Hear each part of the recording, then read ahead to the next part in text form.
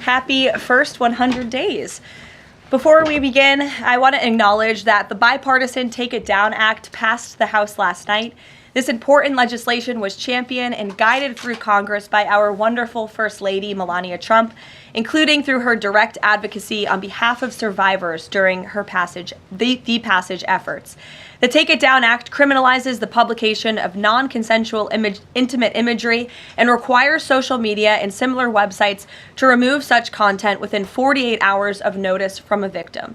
The First Lady thanks all those who voted in favor of this important legislation, and the President looks forward to signing it when it arrives on his desk. Today officially marks 100 days of promises made and promises kept by President Trump. This has truly been the most historic start to a presidency in American history. After building the greatest economy in the world in his first term as president, President Trump is in the process of doing that all over again. The American people trust in President Trump. Since his first day in office, President Trump has focused on defeating the Biden inflation crisis, bringing down the cost of living, and making the United States the best place in the world to do business, invest, create jobs, and innovate. And President Trump's efforts are working. 345,000 jobs have already been added since the start of President Trump's term. Last month's jobs report saw nearly 100,000 more jobs than economists predicted, and it was the fourth highest month for private payroll growth in the past 2 years. 9,000 manufacturing jobs have been added to the economy already. This is a sharp contrast to the 6,000 manufacturing jobs that were lost each month in the final 2 years of the Biden administration. The U.S. employment rate remains at historic lows. And thanks to President Trump, Americans are seeing price relief for the first time in years. The last inflation report showed the first consumer price decline since the COVID pandemic, a decrease in energy prices, and real average hourly wage growth. President Trump is delivering on his promises to lower costs for American families and businesses. Prices across the board for everyday goods have seen declines since this president was inaugurated. From airfare to used motor vehicles to prescription drugs, prices are dropping. In fact, last month's drop in the price of prescription drugs was the largest ever recorded. And after Joe Biden botched the response to the bird flu, President Trump and Secretary Rollins' aggressive plan have brought down wholesale egg prices more than 50% from Inauguration Day. President Trump ended Joe Biden's reckless war on American energy and fossil fuels and has restored American energy dominance. And Secretary Wright, Secretary Doug Burgum are working hard on that effort every single day. Oil and gas prices are now way down because of this bold approach. Gasoline prices down 7%, energy prices are also down as well. The Department of Interior just announced a new offshore drilling policy that will boost oil production in the Gulf of America by 100,000 barrels per day. On the deregulation front, President Trump is committed to cutting senseless red tape, especially for America's small business owners who are the backbone of our economy. We know cutting regulation leads to lower costs and higher growth.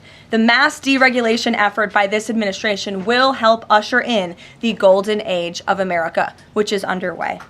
Immediately upon taking office, President Trump blocked all of the unfinalized Biden-era rules, saving Americans more than $100 billion, or $2,100 per family of four over the next decade. And the president also launched a bold multi-agency effort to roll back existing federal regulations that drive up the cost of living on hardworking families. This effort is projected to yield significant cost savings in the coming months, including the EPA's rollback of tailpipe emission rules for light-duty and medium-duty vehicles and the Department of Transportation's latest corporate average fuel economy standards. These two efforts alone yield $755 billion in total savings, or more than $8,800 per family of four over the next decade. In total, the combined savings from all of these actions equal just over $935 billion, or nearly $11,000 in real savings per family of four per the coming decade. The press is not talking nearly enough about the positive impact of President Trump's deregulation campaign. And investments from the biggest companies and countries in the world are pouring in under this president. So far, total investment commitments under the Trump administration have reached more than $5 trillion. including $500 billion from Apple in U.S.-based manufacturing and training, $500 billion from NVIDIA in AI infrastructure, $100 billion from TSMC and U.S.-based chips manufacturing, and the $500 billion private investment by OpenAI, Oracle, and SoftBank in AI infrastructure as well. All of these investment commitments are estimated to generate at least 451,000 new high-paying jobs for American workers and families. At this point, President Trump has secured more investments in the United States of America in 100 days than Joe Biden did in 4 years. President Trump is America's businessman in chief, and that's why these trillions of dollars in investments are flooding to our country. The business community is bullish on America because President Trump is back in charge. Tomorrow, the president will host CEOs and leaders from several companies that have made these investments to tout their historic commitments to our country and encourage others to follow suit. Under President Trump, there has never been a better time to invest in America. And the president finally said enough is enough and refused to allow America and our workers to be ripped off any longer on trade. President Trump implemented powerful tariffs to end the era of economic surrender and to rebalance America's trading agreements. More than 100 countries have already come to the table looking to offer more favorable terms for America and our people. There has never been a president who has created his own leverage like this president, and we are just getting started. Republicans in Congress are getting very close to passing President Trump's One Big Beautiful Bill, which will include the largest tax cuts in American history, strong border security measures, major military advancements, dramatic deregulation, and common sense spending reforms. As President Trump has said before, the best is yet to come. For more on President Trump's economic successes so far and the plans ahead, I want to pass it off to our incredible Treasury Secretary, Scott Bessent, who is here today, and we will open it up to questions. In our new media seat, we have Brendan Peterson, the financial services reporter for Punchbowl News. Punchbowl News covers power, people, and politics based in Washington, D.C., laser focus on Capitol Hill, the politics of legislating, founded in 2021, and it is the first newsletter that Capitol Hill and the White House reads every morning in the middle of the day and throughout the evening. Thanks for being here with us, and we'll start with you today. Thanks so much for being here. I have a question for Secretary Bessent. On tariffs, the president said over the weekend that we are hoping that maybe tariff revenues could replace income tax. But we also keep hearing about the deals that the administration is pursuing. So my question is, what is the White House's ultimate objective here? Do you want to have long-term tariff revenue or deals that might reduce those tariffs? I think it's a combination of both. So we're going to take in long-term tariff revenue. We put a process in place. We have 18 important trading relationships. We will be speaking to all of those partners, or at least 17 of them, over the next few weeks. Many of them have already come to Washington. What President Trump is referring to is the ability for tariff revenue to give income tax relief. And I think there's a very good chance that we will see this in the upcoming tax bill. The president campaigned on no tax on tips, no tax on Social Security, no tax on overtime, and the restoring interest deductibility for autos, for American-made autos. So tariff income could be used for tax relief on all of those immediately. So you think that there is a role for significant tariff revenue in U.S. fiscal policy? I think that it is something that got put away a long time ago, and I think that tariffs will bring back American manufacturing and generate substantial revenues. On manufacturing, we've seen some pretty grisly surveys this month from the Philly Fed, which saw the biggest drop since May of 2020, and the Dallas Fed, similar plunging outlook, poor shipping orders. What are American manufacturers not understanding about your push for onshoring in the U.S.? Well, I think I was in the investment business 35 years, and I learned to ignore the survey data and look at the actual data, and the actual data has been quite good. The job data is good. Americans keep spending, and as Karoline said, we have these incredible commitments to bring manufacturing back on shore with record investment by domestic domestic corporations and foreigners who want to come into the U.S. Thank you so much, Caroline. Thank you, Mr. Secretary.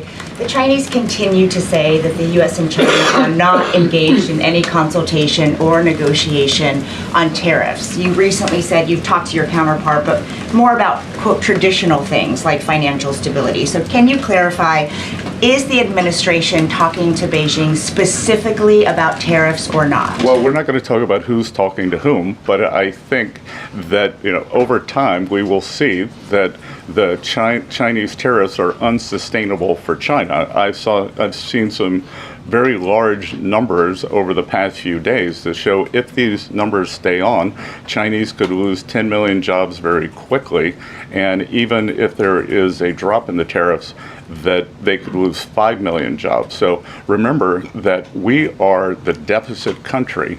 They sell almost 5 times more goods to us than we sell to them. So the onus will be on them to take off these tariffs. They're unsustainable for them. And they are saying you guys are not talking about it. So is that true? Look, they have a different form of government. They're playing to a different audience. So I'm not going to get into the nitty-gritty again of who's talking to whom. But as I said, I believe for the Chinese, these tariffs are unsustainable. And very quickly, 2 days ago, you said you didn't know if President Trump had spoken to Xi Jinping. Do you know now? Again, I would say Caroline and I have a lot of jobs around the White House. Running the switchboard isn't one of them. Bloomberg, go ahead. Secretary Bessent, thank you so much for being here this morning. You've talked about the importance of giving investors certainty when it comes to the market, yet the Trump administration is continuing to negotiate several complex trade deals in a very sort of compressed time frame. When do you expect you'll be able to give the market some certainty around those deals? Do you have a deadline? Is it the 90-day pause? What are we looking at here? Good question. And I think one thing that has been a little disconcerting for the markets is, President Trump creates what I would call strategic uncertainty in the negotiations. So he is more concerned about getting the best possible trade deals for the American people. We had 4 years of bad deals for decades of unfair trading, and we are going to unwind those and make them fair. What we are doing is we've created a process. I think the aperture of uncertainty will be narrowing, and as we start moving forward announcing deals, then there will be certainty. But certainty is not necessarily a good thing in negotiating. Mr. Secretary, last night there were reports on the administration sort of walking back a little bit on the auto tariffs. Can you sort of just elaborate on that decision there and what we can expect going forward, and why sort of the shift in those auto tariffs? Well, President Trump has had meetings with both domestic and foreign auto producers, and he's committed to bringing back auto production to the U.S. So we want to give the automakers a path to do that quickly, efficiently, and create as many jobs as possible. Jasmine.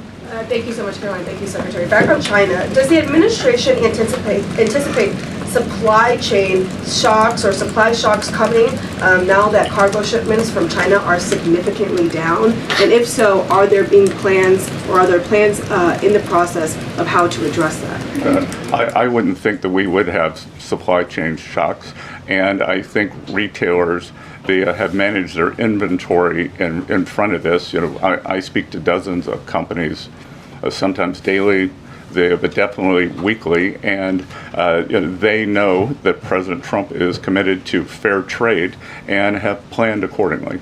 And then second question, can you outline the timeline for when you think some of these deals, particularly with your Asian countries like India, Japan, South Korea, you may have an announcement?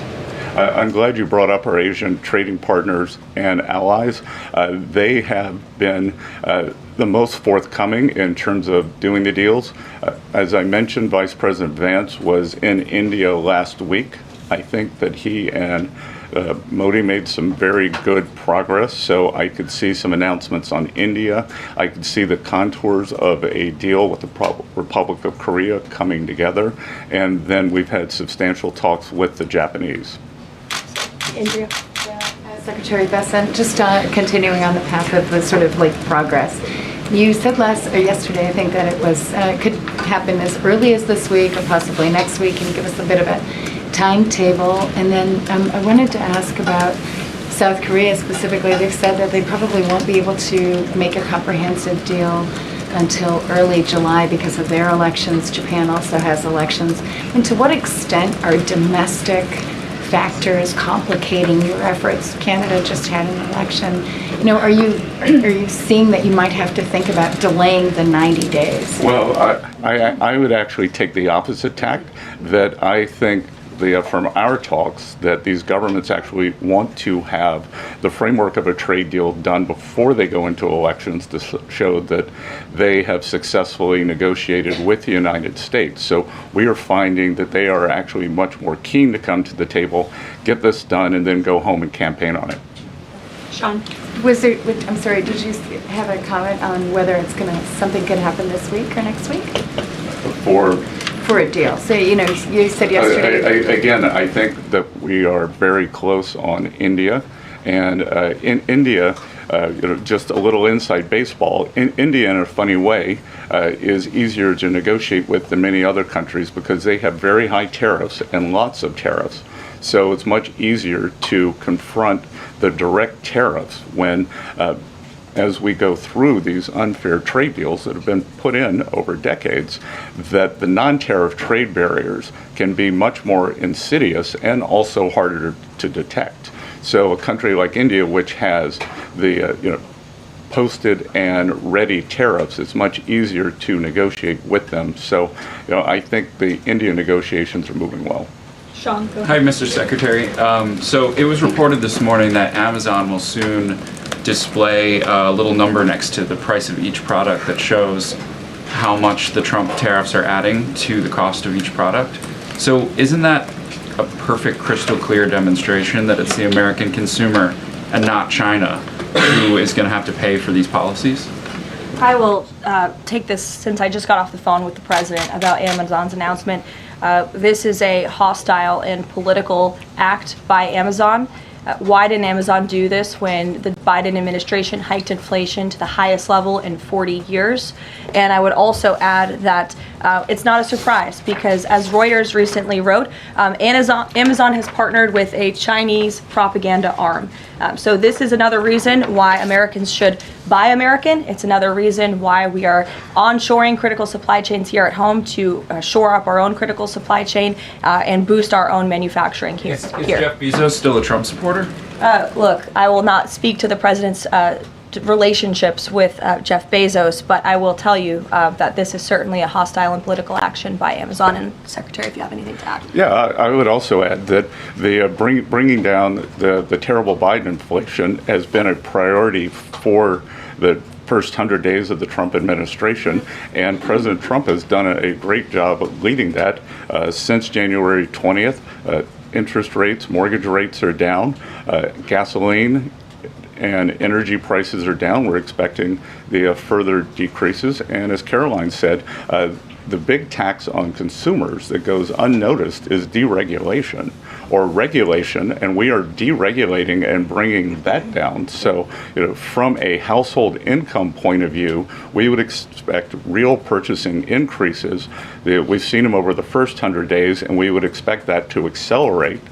We are doing peace deals, trade deals, tax deals, and deregulating. And the deregulation is a longer lead time, but I think by the third and fourth quarters, that's really going to kick in. Kelly, go ahead. Thank you, Caroline. A question for you and Secretary Bessent. We talk a lot about volatility and uncertainty in the marketplace, and the president has stated all along that he's more concerned about mainstream America, the American worker. You just talked about deregulation and this entire fair trade and reciprocals. What is your message to the American people in terms of letting them get through this disturbance and the outcome being greater and a greater good for the American worker, the American people, the American families?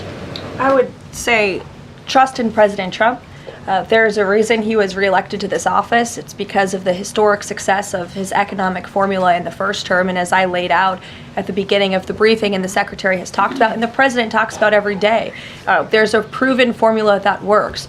massive deregulation, energy independence, and tax cuts, which are coming. And the Secretary is working very hard on that with our counterparts on Capitol Hill. If you want to talk about that, that's a huge deal to put more money back into the pockets of hardworking Americans. As for the fair trade deals the president is trying to negotiate, he's not just righting the wrong of the mess that he inherited from the past 4 years of the Biden administration. This is a mess that has been created for the past 4 decades that has sold out the middle class, that has moved jobs overseas. You think about our heartland, middle America, what towns used to look like, what they look like today. President Trump wants to restore the golden age, and it's a process to do that. And that process is underway, but he's put together a fantastic trade team. Secretary Bessent, Secretary Lutnick, Jamieson Greer, all working incredibly hard on this effort 24/7. But tax cuts are coming, and that's key. And Mr. Secretary, why don't you talk a little bit about that? Yep. So it's really a three-legged stool in the economic policy.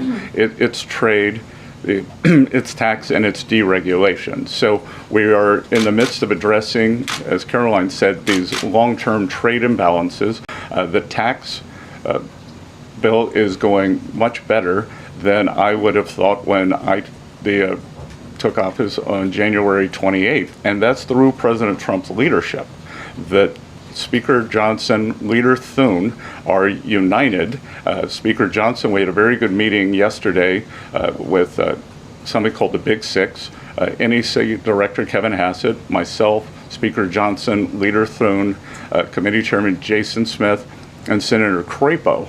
And the tax bill is moving forward. It is going to give permanence to the 2017 Tax Cuts and Job Act, which will, back to the question on certainty, it will give American business certainty, it will give American people certainty, and then President Trump is also adding the things for working Americans that is talked about earlier: no tax on tips, no tax on overtime, no tax on Social Security, making auto payments deductible. So that will substantially address the affordability crisis. And the other thing that I would note, and back to data, is that the Vanguard, one of the largest money management firms in America, said that over the past 100 days, 97% of Americans haven't done a trade.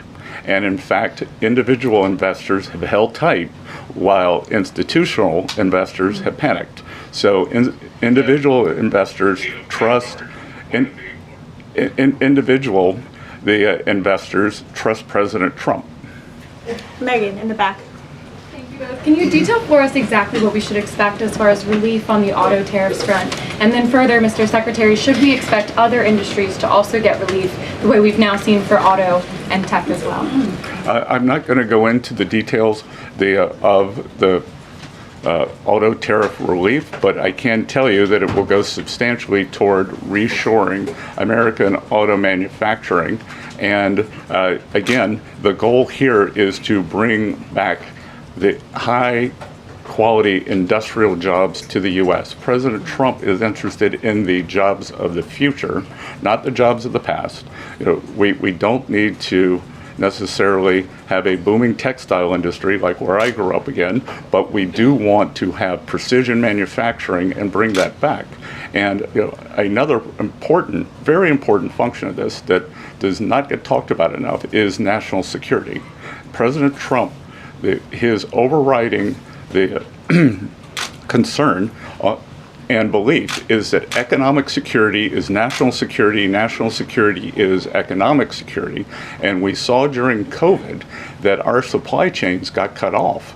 And we need to bring back a lot of those supply chains, whether it's in semiconductors, medicines, the steel, and we have to onshore those. So it's a combination of making trade free and fair and remedying this gaping national security hole that he was left with. If I could on I would just add, Megan, the president will sign the executive order on auto tariffs later today, and we will release it as we always do. Go ahead. Secretary, can you update on the negotiation with the European Union, and is it hard to negotiate with the European Union? Pardon? Do you have any updates on the negotiation with the European Union? I'm more involved in the Asian negotiations. My observation would be, goes all the way back to Henry Kissinger's statement, when I call Europe, who do I call? So we're negotiating with a lot of different interests. Some of the European countries have put on an unfair digital service tax on our big internet provider. France and Italy, other countries, Germany and Poland, don't have that. So we want to see that unfair tax of one of America's great industries removed. So it's going to be a give and take. So they have some internal matters to decide before they can engage in an external negotiation. Edward. Yeah, thanks, Caroline. Mr. Secretary, so contacts I have in the business community say that they're basically frozen for long-term investment because of the uncertainty around tariffs. How long do you think President Trump has to make a deal before there's damage to the economy? Look, I think that what we're seeing is that business leaders, they've gone into a pause, and I think we're going to give them great certainty on this tax bill. And I think over the next couple of weeks, as I said, we have 18 important trading relationships. We'll put China to the side. 17 they are in motion. And then, as I said yesterday, I think there's a very good chance we're going to get this tax bill done. And the tax bill is going to be very powerful for domestic U.S. investment. So what we are going to do, one of the most powerful parts of President Trump's 2017 tax bill was full expensing of equipment. We are going to make that, as President Trump said in his speech to Congress, that will be retroactive to January 20th. The other thing that we are looking to add is full expensing for factories. So bring your factory back. You can fully expense the equipment and the building.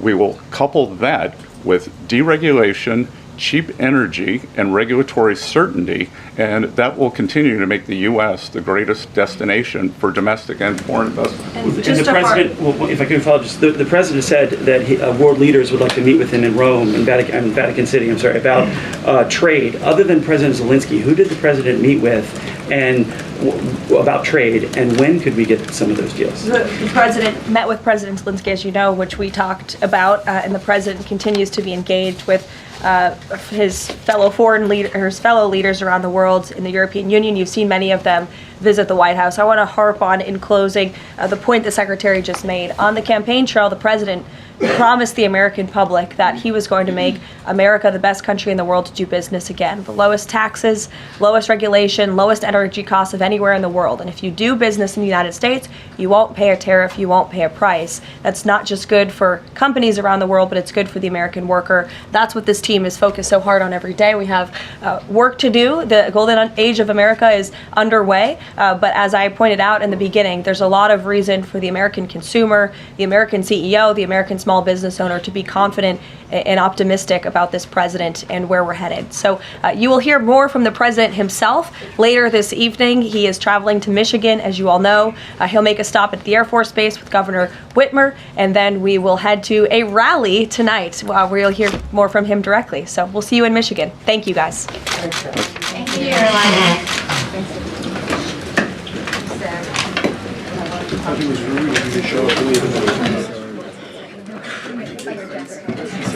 Just my